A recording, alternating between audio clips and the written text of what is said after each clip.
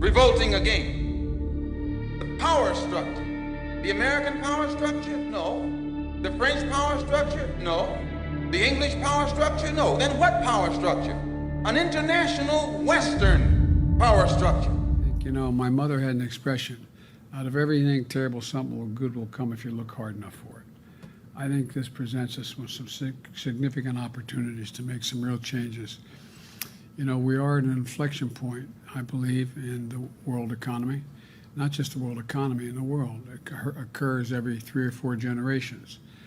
As one of the top military people said to me in a secure meeting the other day, 60 million people died between 1900 and 1946.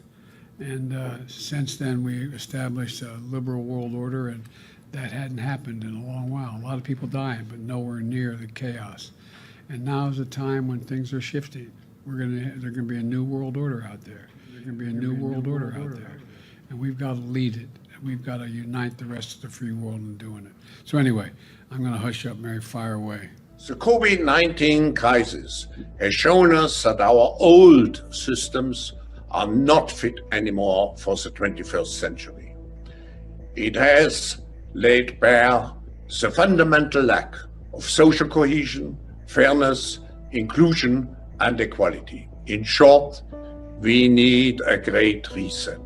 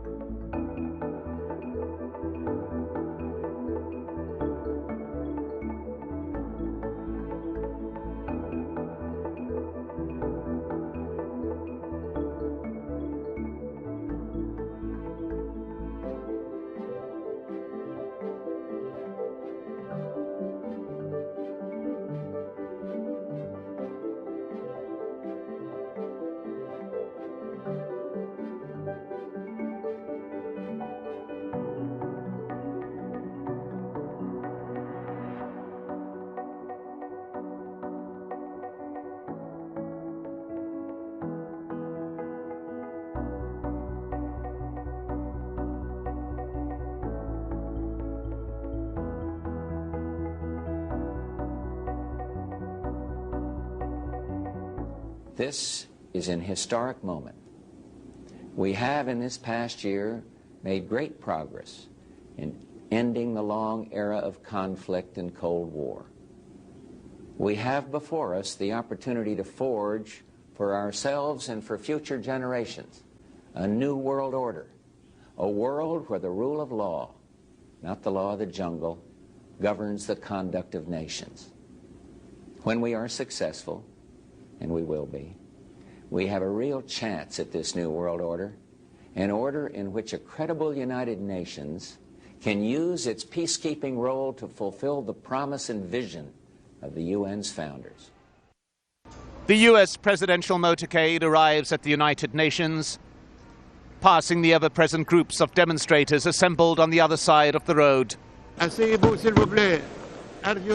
sense of anticipation in the General Assembly chamber, and a warm reception for Barack Obama as he walks to the podium, his wife seated among the heads of state and dignitaries.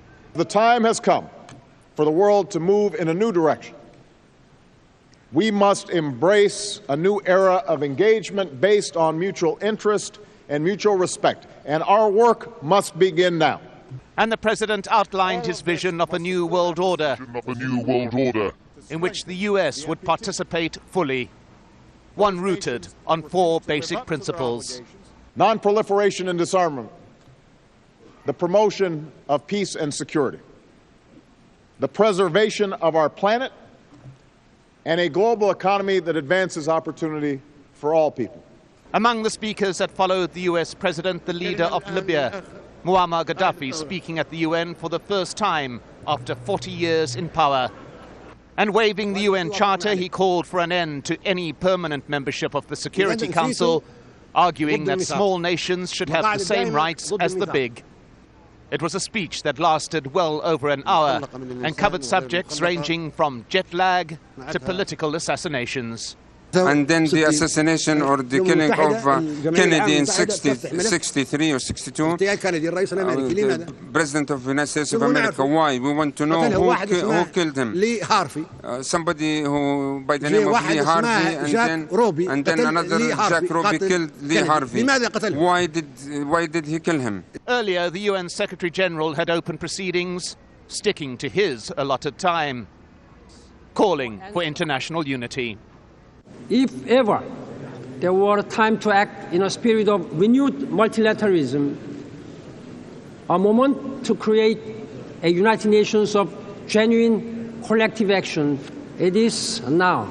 Now is our time, a time to put the united back into the United Nations. United in purpose, united in action. And a reminder that this UN building is due to be closed for renovation at the end of these proceedings. Our common ambition is to make this outward renovation the symbol of inward renewal. A renewal, importantly, in which the United States says it is willing to both lead and be part of.